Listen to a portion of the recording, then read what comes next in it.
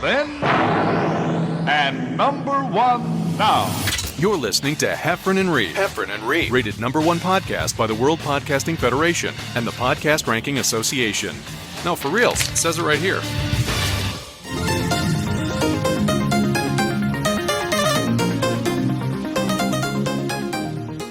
All right. Happy Memorial Day, everybody. I want to say big thank you. You know, today's a very special day. We mourn all the heroes from our military who've died while serving our country. And, you know, from me to you, thank you for your service, 100%.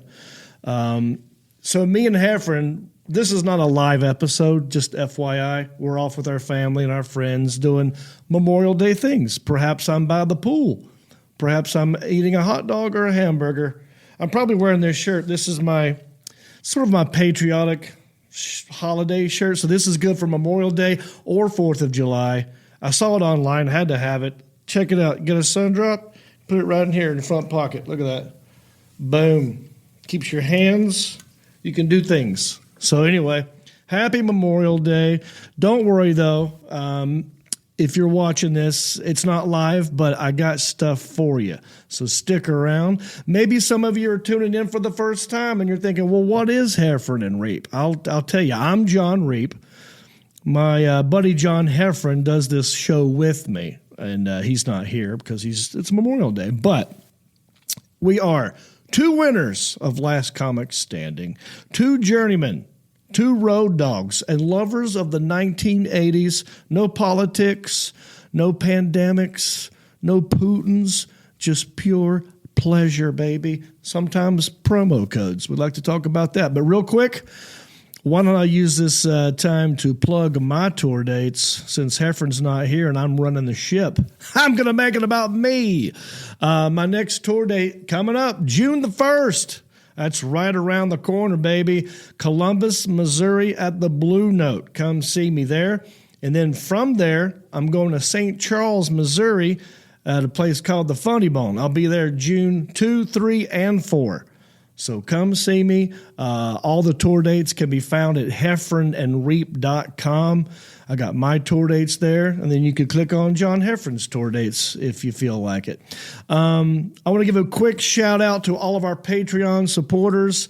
We could not do this show if it weren't for our Patreon supporters, and we love you very much. I'm talking about Brenda Sachs, Steve Dean, Joey Ellis, Shane Flint, Bob Haynes, Rick Sanford III, all of you. Thank you so much. If you want to become a Patreon supporter, real simple. Go to heffronandreap.com, click on our Patreon page, and you can help us as well. Put some money in the tip jar, baby. But if you have no money and you want to help us out, I get that. You can do it. You can simply write us a new Apple Podcast review, and I'll read it on the show and give you a toot of this squeaky little air horn I got here. So let's do it right now. We have a new one. All right. This one is by Mango Slot. It says, the best podcast by 2 Johns. I love it. He says, I'd give your show 100 stars if I could. I'm a kid of the 80s and love watching the eBay finds. These guys crack me up and bring some happiness in these crazy times. Love, they don't talk about politics or COVID. Keep it up. Really enjoying the new bro code segments as well. There you go. We're still working on the name of that. We don't like side hustlers. We don't like bromo codes. I like bro code. Just bro code's that's pretty interesting. So I'll have to workshop it with John Heffron. I can't make decisions on my own. But since we're not live this week and I can't see your comments, I'm going to read comments from last week. We had John Heffron in here. Yeah, he had a corporate gig in Asheville. So I had one of my interns, Elliot, pick him up and drive him here in the rain. And we did a live show, and you guys left some comments. Shane Flint, he said, again, great to have these two together in the same room for this. Yeah, it's very rare that Heffron is actually in the room with me. So that was a fun, unique time flew by. It was great. We didn't get to the comments live as much because we didn't have that we were just right in front of each other. But I do enjoy that, and I'm hoping to have more comedians, musicians, artists sit across from me for my other podcast, Country-ish, which you'll see tomorrow night. All right. Amanda Moore. She says, okay, Heffron has a lot of new street cred with me. Love that he says something when people do something gross over food, especially teeth stuff. Ew. I hear you, Amanda Moore. Yeah, he's kind of, I wouldn't say he's a germaphobe, but he's definitely doesn't like gross, weird things like that. And I don't either. So, okay, I'm sure he'll be happy to hear that. Laura Savage, she says, I grew up on Cosby and Pryor Records and Murphy shows via VHS. Yeah, same here. Those are the ones I watched. We were talking about George Carlin last week. That's why she left that comment. James Carr says, once had a person serve me a beer at a concert with their index finger buried deep within. And they couldn't understand my taking issue and such. James, I hear you. I don't understand people who do that. I've seen it happen before, too. Sometimes at festivals, waitresses, they got a lot going on, but you never put your finger in the beer. I mean, that's just common sense. Justin Hensey, he wants to know, is Sundrop like Mellow Yellow or Squirt? Good question. I got some right here. Sundrop, it's the pride of the Carolinas. It's made right here in North Carolina, and it is a citrus soda. So it's got flavors of lemon, lime, and orange. I don't know about Mellow Yellow or Squirt, what all's in that, but I can tell you what's in here. Pure pleasure, baby. Get yourself some Sundrop. Enter the contest, too. Make it to sundrop.com. Isaac Banks, he says, John Reap, what's your favorite big country song? Well, I don't know what you mean by big country song. That's hard. It's hard to pick one. There's so many good ones.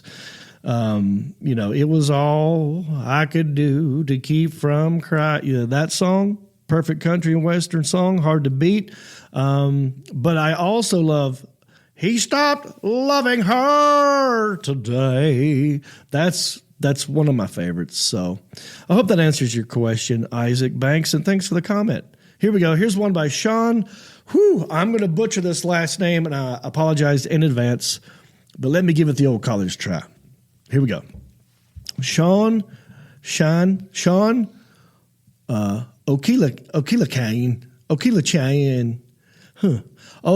O'Callahan?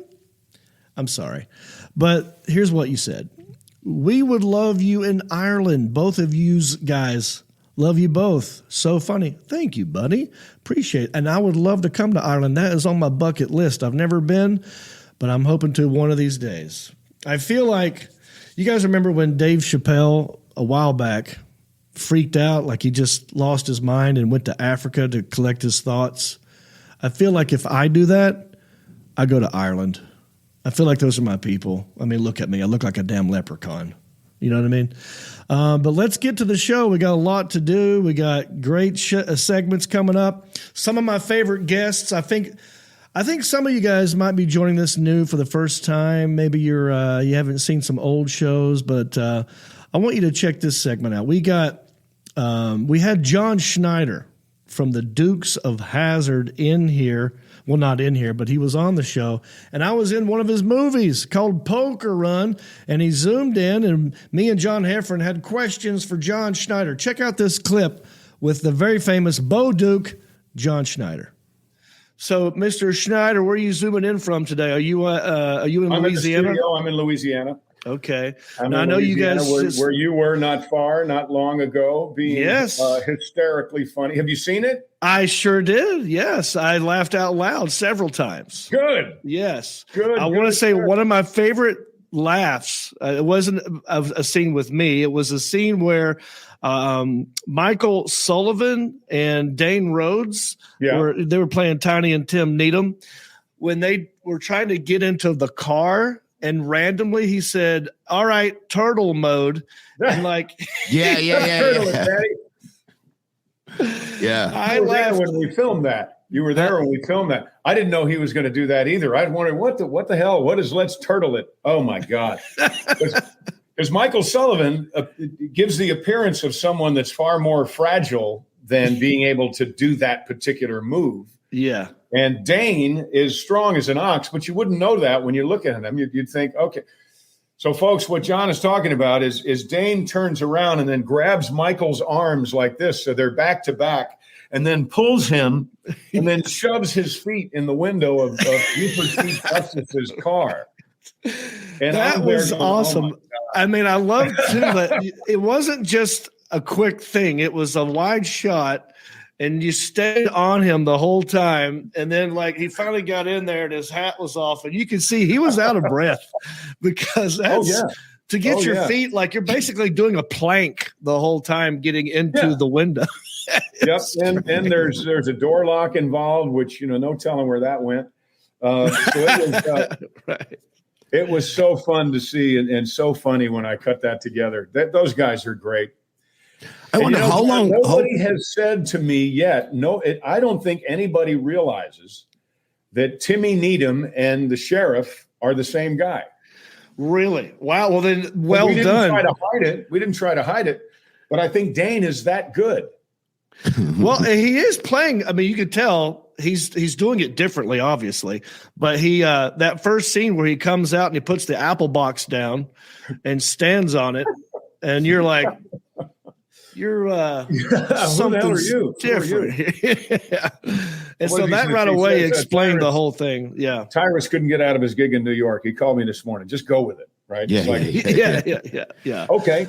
That was the only bummer for me. I was kind of hoping to meet Tyrus while I was down there for the day and a half. Well, he said he'll do that. He'll that was the first week of his brand new contract with the Gutfeld show.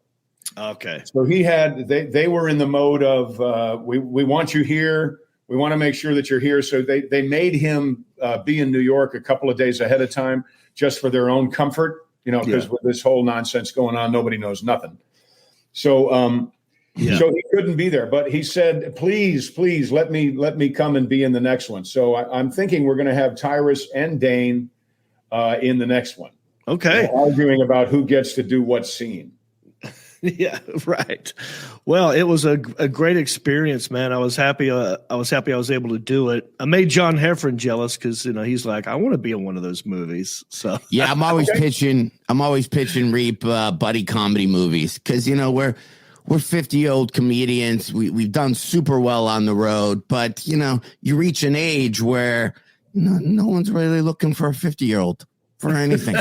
So I told Reap, I'm like, I got some buddy comedy things that we're gonna do. We're gonna shoot them guerrilla-y. And that's what impressed me most about this thing. So when John said he was gonna do Poker Run, I remember we're obviously doing the podcast. He's like, I gotta go down to, I believe, Louisiana to shoot some things. And then I started following you just on Facebook.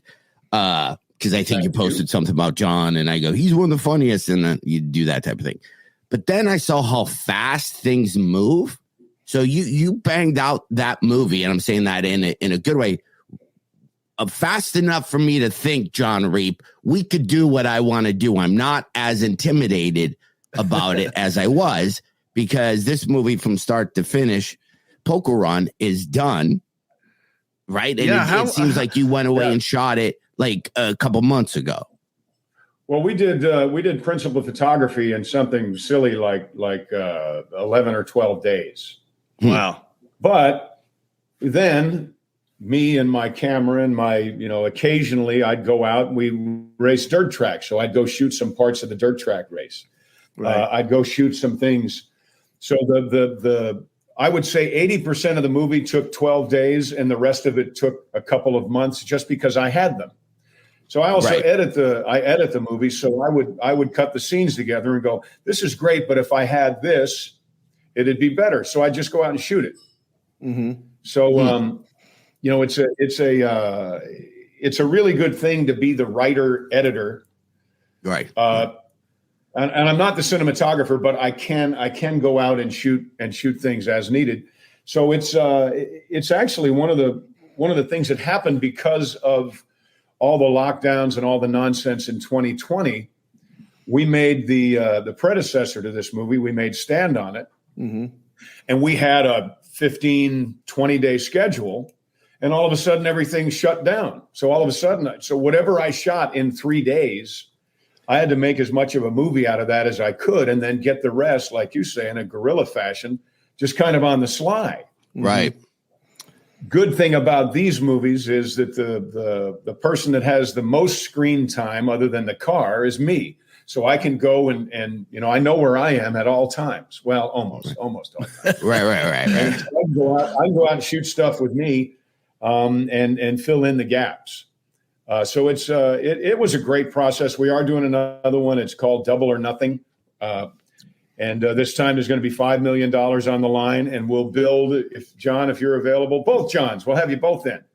But, all right. Your character would come back like off duty or something. And so it's my favorite line in the movie is when you turn to Dion and say, "Oh, I love you on Fox," by the way. Yeah. And he's like, "Oh, thank you." There were a lot of fun little inside sort of jokes, a little wink at the cameras in this film, which I loved. And Dion was great. And the guy, Dane Rhodes, when he was good. You could tell this guy's a good actor. Amazing. Yeah. To me, Dane, you should see him he's in a lot of movies. And he's one of those guys that you don't realize it's him because he's so different every time you see him. And I don't mean just a lot of our movies. He's in a lot of movies in general. And to me, Dane is the same caliber as Russell Crowe. He's that when he wants to be he was in your face there. It was comic, but still, it was like frighteningly. Yeah. I've told him, I said, listen, we're trying to move quick. I said, don't hesitate. Get right in my face. You will not make me mad. And he's like, copy that. And then I think it was, he was all up in there. I was covered in Dane's spit. And I was like, all right, it's lunchtime. Oh my God. It was fun. Yeah, he was great. So with that, I have so many, because I follow you, John, on Facebook now, I have so many random questions. So, and that's the thing about me is we bounce all over the place. Okay, go for it. He's got ADD big time. Yeah, out of all your side hustles, I follow, and I didn't get involved with it, but some of your fans actually got me mad when I would watch a video of you, literally say, we have Stand on it. We have Poker Run DVDs coming out. If you don't sign them, if you don't order it now, you're not going to get the signature. We're going to get backed up before Christmas. So today's the day. You have to sign them if you want to. And you give a nice little speech and you walk around your place. Then I would look at the comments, and the very, very next comics underneath was, I ordered Stand on it yesterday and I didn't get it yet. And it's not signed. And I would get so mad. I would obviously wouldn't post anything. I always wanted to go. But yeah, John, I went through so many hoops to explain to people, this is a pre-order. Yeah. The movie will not come out until Orange Friday, which in my world is the Friday after Thanksgiving, in honor of the General Lee, right? And all things orange. We're going to start Orange History Month. I mean, all that stuff.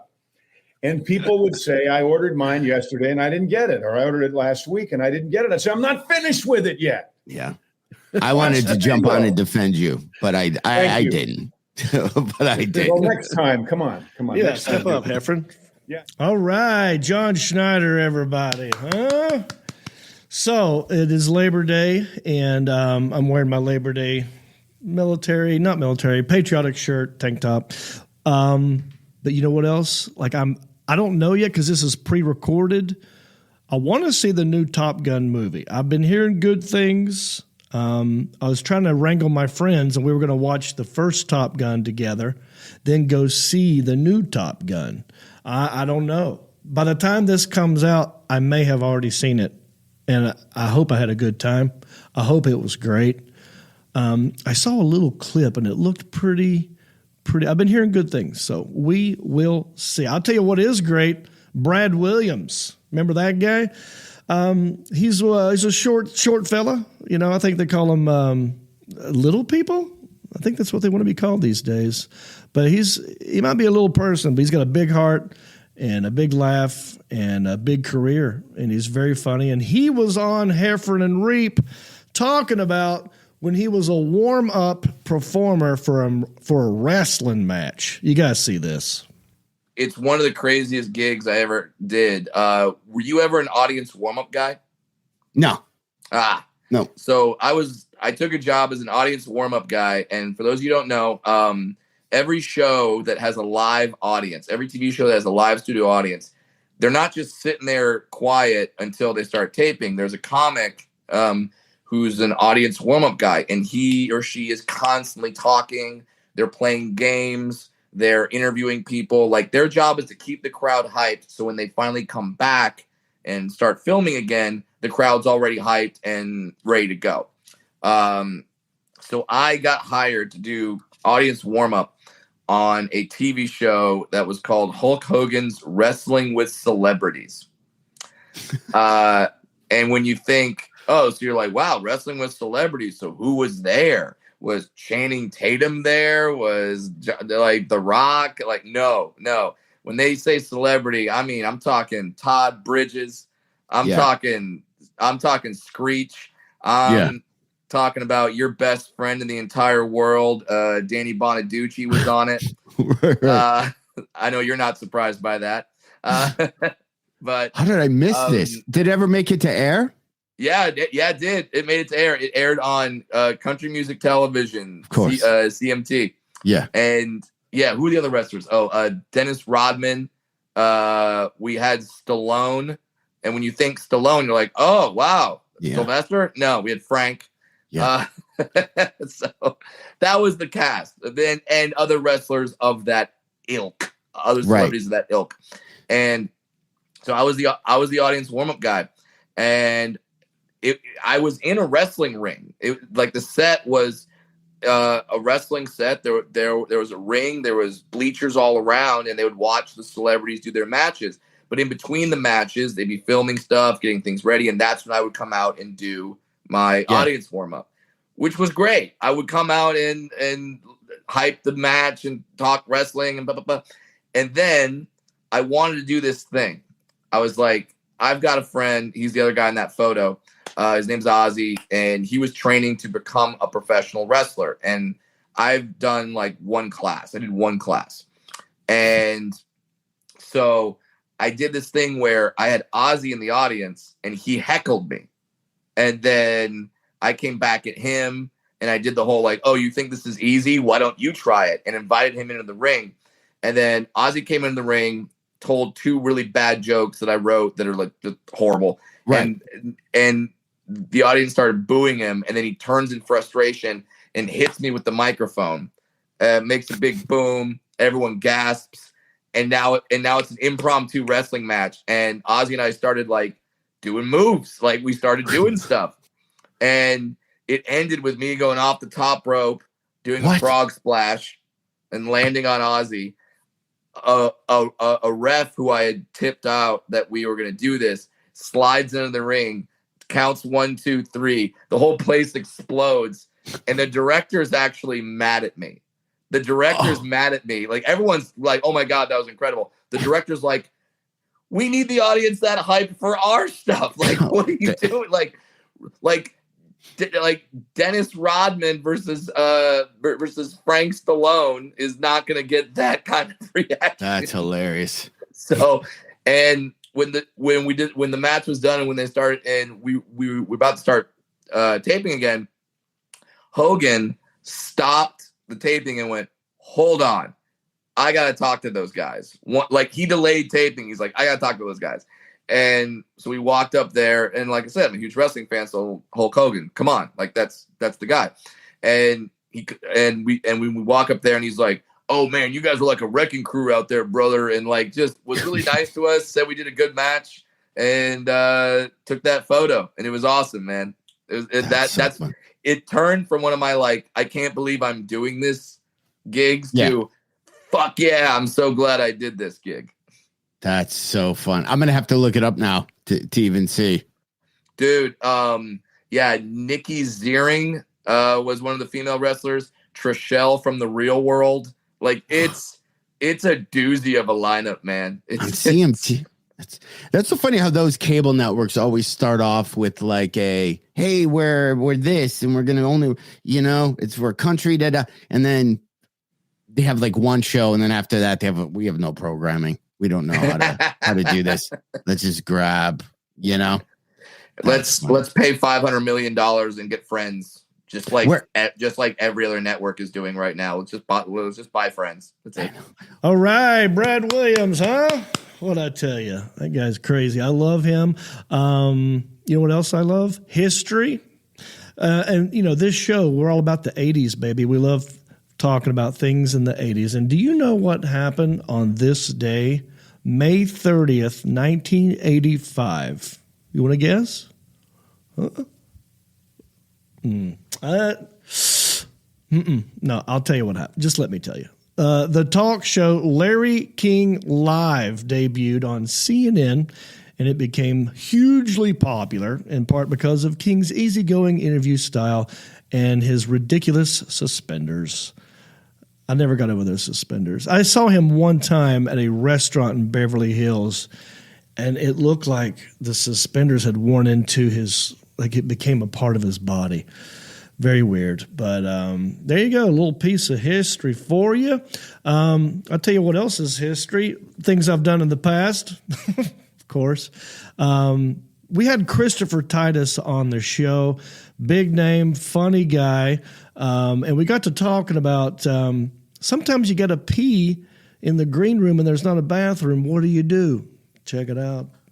We were talking about this right when we came on, just because I forgot to pee before the podcast. And then we somehow were high level conversation where we're talking about peeing right before you go on stage. Yeah. And I told Reap that I had to leave the stage out of 30 some years. One time I had to go, bring the MC back up. I have to go. It was, I still have you. And then we're talking about what comedy clubs have gotten peed in the green room the most. Oh God, like, I heard stories. Like Punchline, because Reap brought up Punchline, the old Punchline in Atlanta, where you couldn't, fight your way through. Right. San Jose Improv. Yeah, there was a club in Boise, man, and they had basically the bathroom. Everybody used the same bathroom. It was one bathroom. It was for the audience and the comic. And there were stories. There was a certain guy who was connected to the Comedy Store that literally was so angry about it, he took a dump in the garbage can that was in the green room. Yeah, that's happened before. I have Rachel. Rachel. By the way, Rachel Bradley, who wanted to say hi to both you guys. She used to run the Shreveport Funny Bone and loves both of you guys. Yes. And I've heard stories of darkness from both sides of you guys. But she's got to think she's a comic now because she was giving me jokes. We got together. She started giving me jokes. And I'm like, you know what? I'm offended that you're giving me jokes. So why don't you go tell your own damn jokes and leave me alone? And because they were really good. And so, but she actually has to pee like 6 or 7 times before she goes on stage. Like there's been times they've been the MC's been introducing her. And I'm like, babe, they're introducing you right now. She's like, I'm peeing. And then she goes on stage. I've had that happen where you're peeing or the feature act, does, he closes on the same bit and you kind of use that in your head going, okay, he's starting his pizza bit. I have time to pee. And then that's the show where he goes, I tried not to do it or something. You're like, you mother, as you're zipping it up, running on stage. I was telling John, I used to do shows with Soupy Sales, like when I started. What? And in the green room, he had those crafts, those, Long Island iced tea, whatever vase type things with ice in it. And he would have them in the green room and he'd pee in those so he wouldn't have to go. And I was like, that's the grossest thing I've ever seen in my life. And now being 52 years old, I'm like, I get it. I get it, Soupy. Like, I apologize for. That's the weirdest thing is that we should never be taught as young comics. We should never teach young comics to do shit like that. So that's a horror show. Yeah. Like, that sounds like the caveman days. There's stuff I did though. This stuff. I remember one time standing my ground at a one-nighter for $25. Like the guy was like, "I'll pay you on Tuesday." I'm like, "No, I'm not leaving," because that was it. That was all I had. Yeah. And they're putting chairs up on the tables, and it was this one-nighter producer in Northern California, and he goes, "Hey man, I'm not going to pay you today. So why don't you I'll pay you on Tuesday, or you're not going to work for me again. And I went, if you're not going to pay me $25 fucking dollars, I don't want to work for you ever again. And then I went to the bartender, and the bartender gave me $25, and the guy lost the gig. So I always make friends. You know me. I'm always making friends. I thought it was genius, John, that Soupy Sales actually used ice, though, because that kind of would kill the smell, at least. You know what I mean? Reap is actually figuring out the odor issue. Reap's got the satellite issues worked out. You know what? That's a valid point. Let's Yeah, I mean, ice cold piss, it doesn't smell as bad as hot, lukewarm piss, you know? Yeah, it's weird when you have those Why moments. do you know that? Well, we've all been to bars where at the end of the night they throw ice in the urinals. You know, it's because it's like we got to get rid of this ice, so they put it in the men's bathroom and they throw it in there. And I'm like, oh, this is pleasant now. There's something pleasant about pissing on ice. We've spent way too much time in nightclubs, man. I remember having like a growing up moment. I remember when I was in college, we had Seinfeld perform at our college, and I picked him up at the airport. I'm 19. I park at a parking structure at Detroit, find his gate. This is where you could actually go to the gate and then get him. And the whole time we're walking, he's like, where's the car? Where's the car? I'm like, well, I parked over I'm in that structure. Then we got to take an elevator, and we're walking. And then we're driving. And, I turned on the radio loud, and he kind of turned it off. And then he was kicking. He's like, so you went to McDonald's before you picked me up? Because the wrappers and the cups are just in the passenger seat. And the whole time I was like, Seinfeld is such a dick. Like, I watched the show. I'm like, man, this guy's an asshole. Da-da-da. Then 25 years later, I'm doing a college kid. I go, where's your car? He's like, I'm parked over in the C lot. And like, are you going to go get it? He's like, no, we're going to walk. And then we walked, and I got in his car, and I'm kicking his stuff. And I had a moment where I go, oh man, I get it. I apologize for thinking you're a dick for 20 some years. Like, at least in that moment. Yeah. I had one where the guy, so, and this was right before I did, because sometimes as comics, there's a day you make a decision. You're like, fuck this. This is never happening again. If I lose 20% of my income, I'm going to make sure I live decently in this nightmare we call the road. So I get picked up by this dude. It's literally a red, I want to say Chevette, but it was even worse than that. It was like and there was no passenger seat. He goes, so you have more room. You sit in the back seat. So I'm in the I get in the guy's car. I'm sitting in the fucking back seat with my legs out. I'm like, it's kind of nice, okay? and the muffler's fucking rattling against the floorboard, like. And that was the day I decided, nope. Guess what'll happen next time? I will be paying for a car or whatever. The other time, you guys remember the old Comedy Zone tours? Yeah. Oh, yeah. Of course we do. Of course we do, because we're the oldest guys of comedy right now. We're the fuckers that made it. We lasted this long. That's right. So I was doing the Comedy Zone once, and you remember Brad Greenberg, guy that used to run it, right? Now, Brad was Brad. It was funny because we all came up through a such system that you kind of had to fight if you wanted to get through. You know what I'm talking about? Yeah. So I get booked at the condo one time. It was in Charlotte, and they sent me this condo.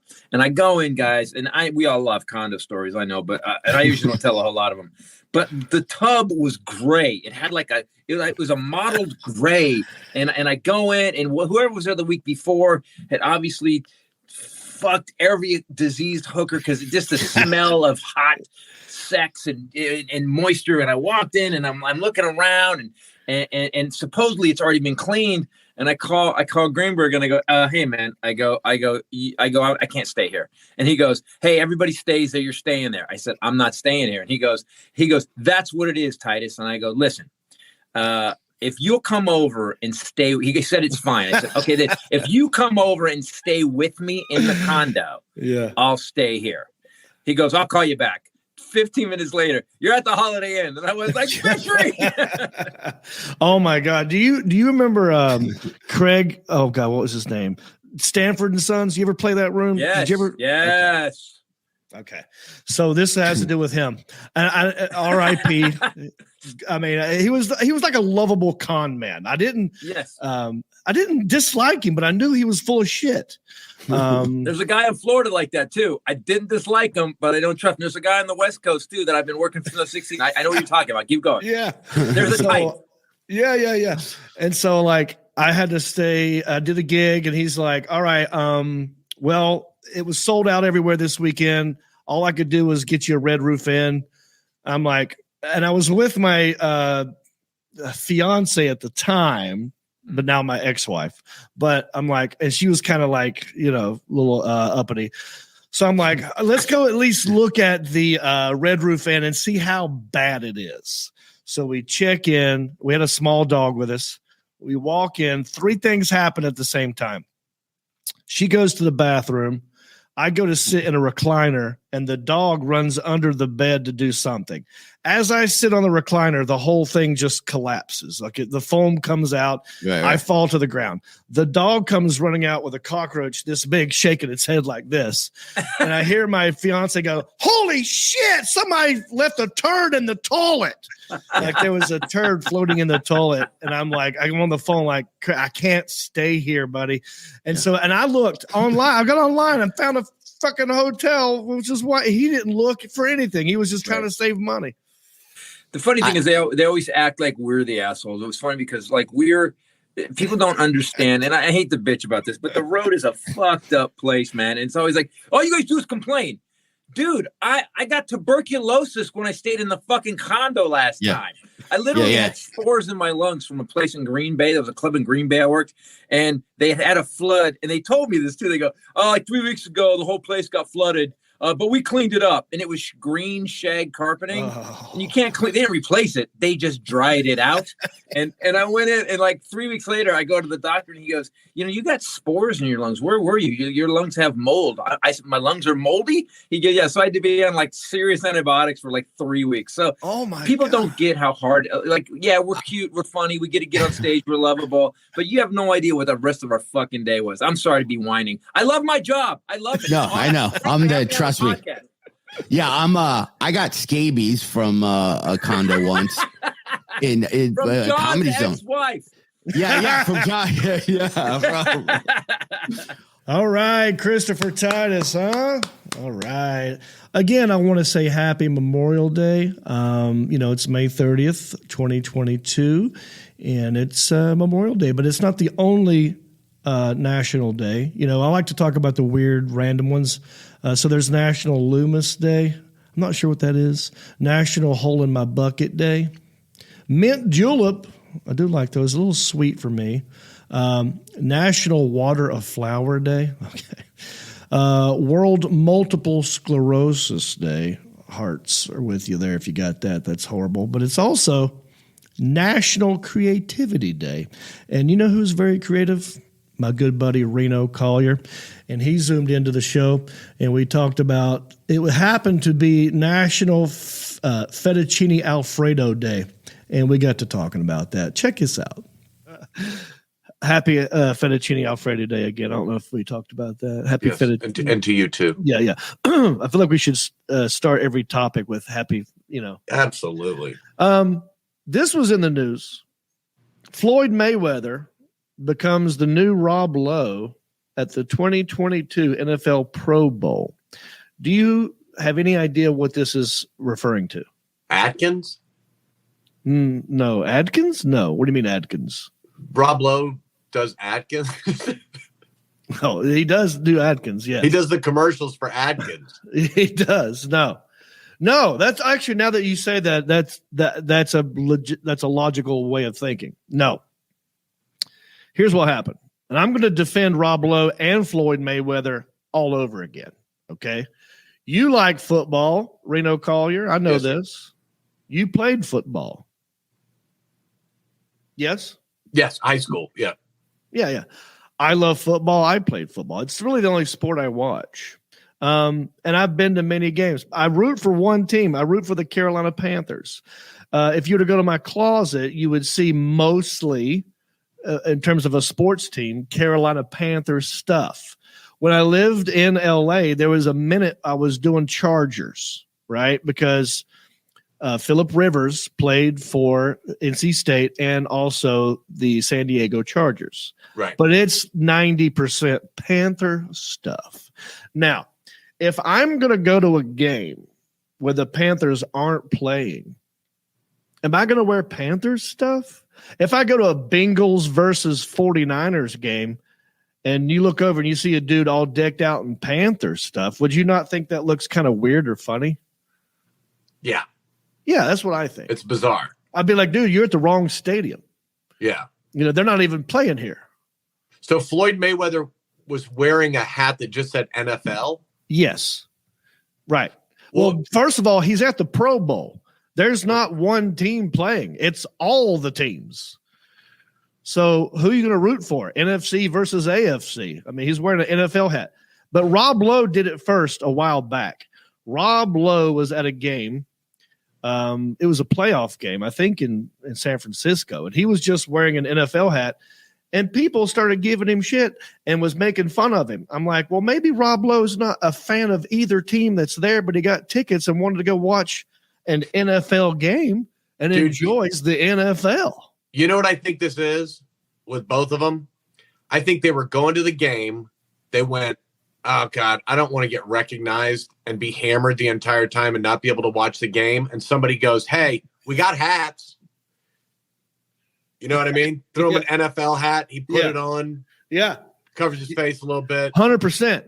Because if they're there, they probably got in for free. They probably know somebody. And they of course. Took them to a VIP suite and a merch table and all kinds of stuff. And then some guy, oh, yeah, we got all kinds of hats, T-shirt. And he put the hat on. Yeah. No, I agree with that. But I also agree that it's not dumb to wear a hat that says NFL if you're at an NFL game watching the NFL. It doesn't mean you're pulling for the NFL. It just means, hey, I don't really care about the outcome of the game. I just want a good game. Maybe he just really likes the ref. Some people root for a team. Other guys root for a line judge, and he's wearing his hat. Hey, D. Allen Jackson, Google NFL referee uniform hat and see what pops up, because that's going to be the next move. We need to do that, Reno. Let's start wearing referee hats. Not the shirt, because that looks like a Foot Locker uniform. But dude, if we wore the pants and the shoes and we went and we're like cheering every time there's a penalty, we cheer for the ref. yeah. You know what? Good call. Yeah. Man, he got that one right. Yeah. Why do you guys keep cheering for penalties against both teams? Shut up. We love justice. We love rules, and we love enforcing the rules. Just turn around and head them with a flag with sand in it. Shut your mouth. And just blow a whistle in their face. No, I agree. That's what we got to do. I wonder I'm hoping Alan can show us a picture of what an NFL referee hat looks like, because I don't think it's just a black hat. It might look like that, dude. It might. Dude, I think it does. Huh? I think it does, but I can't remember if the NFL patch is on there. It used to just be black hats. Yeah. Well, I went to the Super Bowl when the Panthers lost to the Broncos. Yeah. Oh, here we go. Okay, but it's got the white stripes. We just got to get the white stripes, dude. We can do that. Dude, you know how much fun that would be? And then go to baseball games dressed as the ump. Have like the ball protect under the shirt. And like it'd get old about the third inning, but it'd be hilarious if we're just yelling the ref's name or the umpire's name the whole game. Yeah. I love you, Bobby Nielsen. I'm a sub in. Oh, that's great. I want that hat, dude. I want the NFL hat with the white stripes. So here's why I brought it up, the whole thing up, because I have a hat that I got at the Super Bowl when the Panthers played the Broncos. It happened to be the 50th anniversary of the Super Bowl, right? And I saw a merch table. There's merch everywhere, and I saw this white hat with a gold NFL. The NFL the shield was a gold one for the golden anniversary. I thought, that's a cool hat, dude. I'm going to get that hat because that's only 1 year. You know, it's the 50th. That's the Goldie. So I grabbed the hat. I got the hat. And then I saw Rob Lowe getting made fun of for wearing an NFL hat. And I'm like, wait a second. I stand with Rob Lowe. Yeah. So and now Floyd Mayweather's getting thrown in the mix. But I don't know. I'm not hating on that. Why? But don't you agree with me that it would look equally as dumb to be dressed in another team's uniform or hat or shirts if you're not at that game? And isn't it not? Aren't you being like false or sort of a liar if you just buy the hat of a team that you don't care about? I mean, you're going to wear it one time, and it's a waste of money. You know what I mean? Yeah. Floyd Mayweather he may really like to gamble. Yeah. And he does. Like, I like the whole NFL. Or, dude, you know, like with Rob Lowe, you know, when you have a TV show, somebody's probably going, hey, don't wear. We're really trying to get the Kansas City market up. Right. And we've been hit with. So why don't you just kind of stay with this moron hat? Just all neutral. Yeah. I like when they wear the Little League umpire hats that like don't fit on their head. They're just black. Like just a black ball cap, and it doesn't ever fit right. Oh yeah, the Bills are weird. Yeah, but people wear them like around. Like what is that? The dude from the Cowboys, who's the announcer now. Oh, Romo. yeah. Romo wears them in the Skechers commercial. He wears just that douchey like umpire hat with nothing on it. Oh yeah, I'd say I don't really like as much because that looks like it's just for TV. That's a TV hat. Right. We can't have logos, so we have to. But you want to wear a hat, you can't have nothing on it. Right. And that's what they do. And I know that because we've done TV, and it's like, well, that's a TV they hat. cover up anything you have on your shirt or That's funny. We're gonna get those hats, dude. I'm in. All right, one more thing, and we'll wrap this puppy up. There is Hereford and I share a love for all things from the 80s. Yeah. And I was thinking of what 80s thing can we talk about today, and this song popped in my head, and I was shocked and amazed and proud of myself for being able to remember almost every word from the commercial for Juicy Fruit gum. Back in like the mid 80s. Do you remember Juicy Fruit? Yeah. Okay.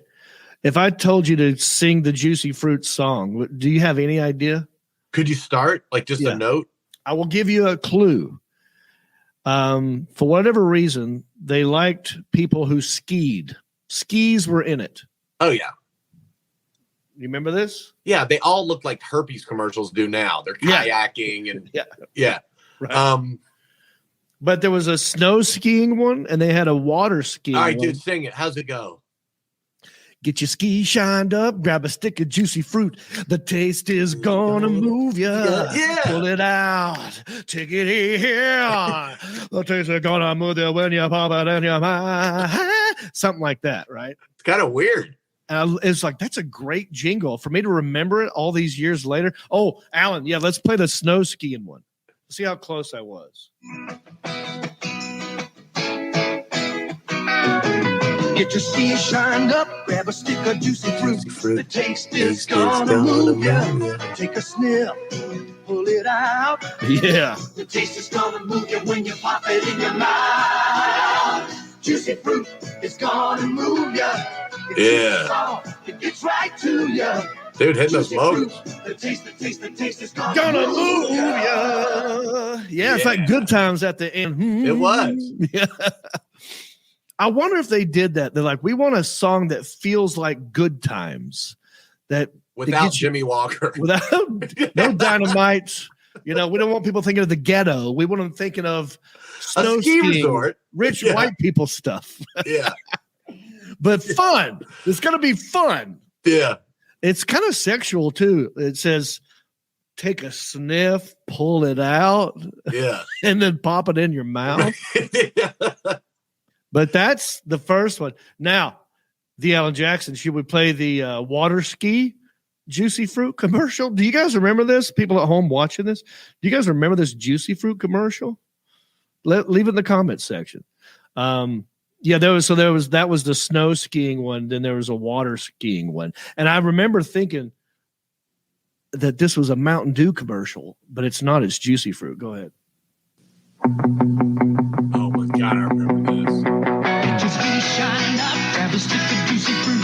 The taste is gonna move you out, move you out. The taste is gonna move you when you pop it in your mouth. Juicy fruit is gonna move you. It's got a taste, it gets right through you. Juicy fruit, the taste is gonna move you. Oh yeah. Look at people just eating shit on the lake. Oh, yeah, there it is. And by the way, Juicy Fruit's not even that good. Dude, I used to eat it all It's the time most because my blandest, grandpa boringest gum. Why would you buy Juicy Fruit when there's Hubba Bubba sitting right next to it? Dude, grape Hubba Bubba or grape Big League Chew. Yeah, right. Oh. Juicy Fruit was church gum. Yeah, it was. That's why my grandpa always had it. Yeah. I mean, it wasn't bad, but it's not, you don't think of like, I think of church when I think of Juicy Fruit. Yeah. Other than this song, Juicy Fruit, that's straight up grandma gum right there. Do you remember like grandparents would give you like half a piece and it'd be rock hard, but the foil was ripped in half? Mm-hmm. You know what I mean? It's like you had half a piece. It was all hard because it's been in the pocket for like 2 Sundays. And then you can't get the foil off and you're chewing and hit your fillings and it, you know what I mean? It's like, Yeah, it's like a jolt to the system, man. Yeah. This I will be remember fun. that. It'll help with church. Yeah. All right, Reno Collier, everybody. Thank you all so much for joining me today on this solo edition of Heffern and Reap, this pre-recorded Memorial Day edition of Heffern and Reap. I hope that you had a good time, and if you feel so inclined, I hope that you will rate us on Apple Podcast, review us, subscribe, and share. Rate, review, subscribe, and share. Go to heffernandreap.com for other episodes, and just know that I love you. Bicycle!